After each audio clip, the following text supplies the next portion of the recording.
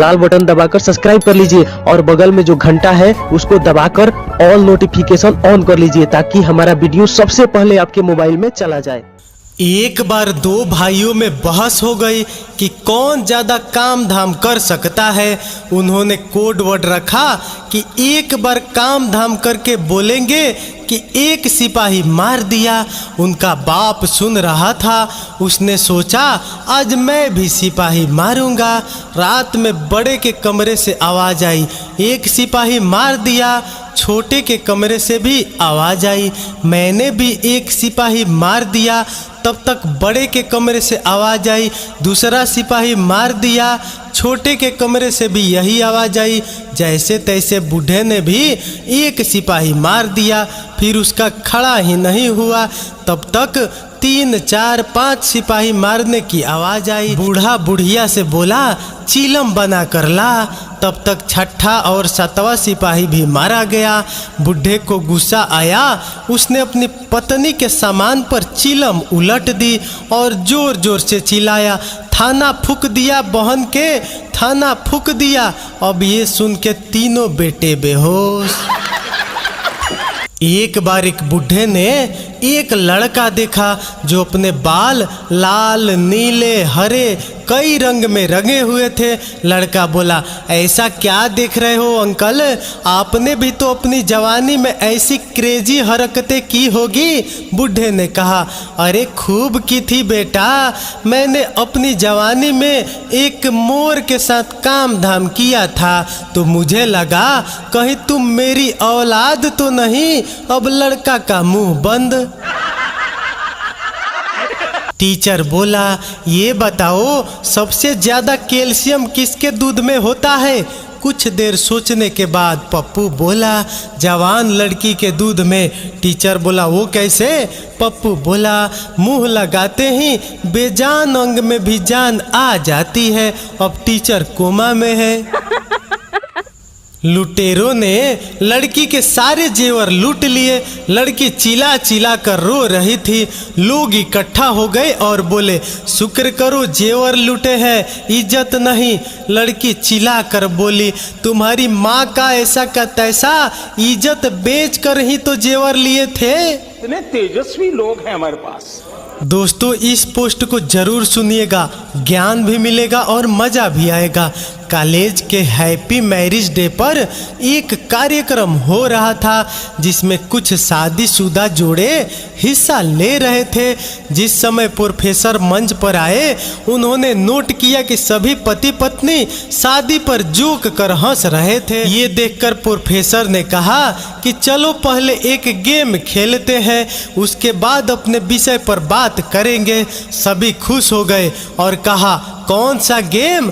Professor ने एक married लड़की को खड़ा किया और कहा कि तुम ब्लैक बोर्ड पे ऐसे 25-30 लोगों के नाम लिखो जो तुम्हें सबसे अधिक प्यारे हो। लड़की ने पहले तो अपने परिवार के लोगों के नाम लिखे, फिर अपने सगे संबंधी, दोस्तों, पड़ोसी और सहकर्मियों के नाम लिख दिए। अब प्रोफेसर ने उसमें से कोई भी कम पसंद वाले 5 नाम मिटाने को कहा। लड़की अपने सहकर्मियों के नाम मिटा दिए। प्रोफेसर ने अब 5 नाम मिटाने को कहा। लड़की ने थोड़ा सोचकर अपने पड़ोसियों के नाम मिटा दिए। अब प्रोफेसर ने और 10 नाम मिटाने को कहा। लड़की ने अपने सगे संबंधी और दोस्तों के नाम मिटा दिए। अब बोर्ड पर सिर्फ 4 नाम बचे थे जो उसके मम्मी पापा, पति और बच्चे का नाम था। अब प्रोफेसर ने कहा, इसमें से और 2 नाम मिटा दो। लड़की असमंजस में पड़ गई। बहुत सोचने के बाद, बहुत दुखी होते हुए उसने अपने मम्मी पापा का नाम मिटा दिया। सभी लोग स्तब्ध और शांत थे क्योंकि वो जानते थे कि ये गेम सिर्फ वो लड़की ही नहीं खेल रही थी, उनके दिमाग में भी यही सब चल रहा था। अब सिर्फ 2 ही नाम बचे थे, पति और बेटे का। प्रोफेसर ने कहा और एक नाम मिटा दो। लड़की अब सहमी सी रह गई। बहुत सोचने के बाद रोते हुए अपने बेटे का नाम काट दिया। प्रोफेसर ने उस लड़की से कहा तुम अपनी जगह पर जाकर बैठ जाओ और सभी की तरफ गौर से देखो, और पूछा क्या कोई बता सकता है कि ऐसा क्यों हुआ कि सिर्फ पति का ही नाम बोर्ड पर रह गया। कोई जवाब नहीं दे पाया, सभी मुंह लटका कर बैठे थे। प्रोफेसर ने फिर उस लड़की को खड़ा किया और कहा ऐसा क्यों किया जिसने तुम्हें जन्म दिया और पाल पोस कर इतना बड़ा किया, उनका नाम तुमने क्यों मिटा दिया। और तो और तुमने अपनी कोख से जिस बच्चे को जन्म दिया उसका भी नाम तुमने मिटा दिया। लड़की ने जवाब दिया कि अब मम्मी पापा बूढ़े हो चुके हैं, कुछ साल के बाद वो मुझे और इस दुनिया को छोड़ के चले जाएंगे। मेरा बेटा जब बड़ा हो जाएगा तो जरूरी नहीं कि वो शादी के बाद मेरे साथ ही रहे, लेकिन मेरे पति जब तक मेरी जान में जान है तब तक मेरा आधा शरीर बनके मेरा साथ निभाएंगे, इसलिए मेरे लिए सबसे अजीज मेरे पति है। प्रोफेसर और बाकी स्टूडेंट ने तालियों की गूंज से लड़की को सलामी दी। प्रोफेसर ने कहा तुमने बिल्कुल सही कहा कि तुम और सभी के बिना रह सकती हो, पर अपने आधे अंग अर्थात अपने पति के बिना नहीं रह सकती। मजाक मस्ती तक तो ठीक है, पर हर इंसान का अपना जीवन साथी ही उसको सबसे ज्यादा अजीज होता है। ये सचमुच सच है। For all husband and wife, कभी मत भूलना जिंदगी के साथ भी जिंदगी के बाद भी। बहुत ही सुंदर कहानी है, अगर दिल को छू जाए तो आगे जरूर भेजिएगा। पप्पू की गर्लफ्रेंड उसको हमेशा अपने साथ काम धाम करने से मना कर देती थी।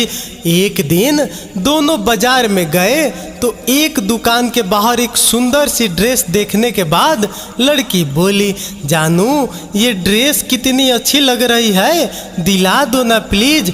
पप्पू मुस्कुराते हुए बोला नो बेबी, रिमेम्बर शादी से पहले कुछ नहीं। रात भर काम धाम करने के बाद एक थकी औरत सुबह पड़ोस के हकीम के पास गई और बोली हकीम साहब, मेरे पति को काम धाम करने की गोली तुमने दी थी ना। हकीम खुश होते हुए बोला हाँ। औरत बोली तो बीबी भी फिर अपनी ही दे देता हरामखोर। एक नंगी लड़की बार में जाती है और वेटर को ऑर्डर करती है। लड़की बोलती है एक पैग लाओ। वेटर पैग देकर उसकी ओर देखते रहता है। लड़की बोली क्या कभी नंगी लड़की नहीं देखी। वेटर बोला अरे बहन की, मैं ये सोच रहा हूँ कि तू पैसे कहाँ से निकाल कर देगी। सिनेमा हॉल में काम धाम वाली फिल्म चल रही थी। सबसे आगे की सीट पर एक 70 साल का बुढ़ा बैठा था। पिक्चर बहुत ही हॉट थी। आधी पिक्चर में अचानक बुढ़ा उठा और जोर जोर से अपना हाथ पटकने लगा। लोग चिल्लाए बैठ जा हरामखोर बुढ़े, क्यों अपनी माँ की ऐसी तैसी करा रहा है। बुढ़ा बोला चुप रहो हरामखोरो, आज 10 साल के बाद औजार खड़ा हुआ तो हाथ सुन हो गया। एक लड़की बोली मैं अपने पड़ोस वाले लड़के को जब भी देखती हूँ मेरी ब्रा टाइट हो जाती है। दूसरी लड़की बोली कल से तू ब्रा ही मत पहनना, फिर देखना उसकी पैंट टाइट होकर फट जाएगी। एक बूढ़ा आदमी पीसीओ पर गया। वहाँ ऑपरेटर एक लड़की थी। लड़की बोली बाबा कहाँ करोगे। बूढ़ा बोला इस उम्र में कुर्सी पे तो होगा नहीं, यहीं दरी बिछा लो। आदमी बोला जज साहब, अब मेरी बीबी दूसरों से ठुकवाए तो क्या मैं कुछ नहीं कर सकता। जज बोला क्यों नहीं कर सकते, तुम्हें भी पिछवाड़ा मराने का अधिकार तो दिया है। अब आदमी बेहोश। सुहाग रात की रात पति बोला, कैसे महसूस कर रही हो? पत्नी बोली, बुरा लग रहा है क्योंकि आज तक जीएसएम थी, कोई सा भी सिम डाल सकती थी, आज से सीडीए में हो गई हूँ, एक ही सिम डालना पड़ेगा। अब पति बेहोश। एक लेडी डॉक्टर से बोलती है, डॉक्टर साहब कोई ऐसा दवाई दीजिए जिससे मेरे पति का पत्थर से भी ज्यादा सख्त हो जाए। डॉक्टर ने एक गहरा सांस लिया और कुछ सोच कर बोला, आपको सिर्फ काम करवाना है या मसाला भी पिसवाना है? अब लेडी चुप। संता और बंता एक शादी में गए। संता ने एक व्यक्ति के खाने की प्लेट में टिश्यू पेपर देखा। टिश्यू पेपर को संता ने खाने की कोई चीज समझा और टिश्यू पेपर खाने लगा। संता को खाते देख बंता बोला, ओए संता मत खा यार, साला फीका है। मेरा विश्वास उड़ गया।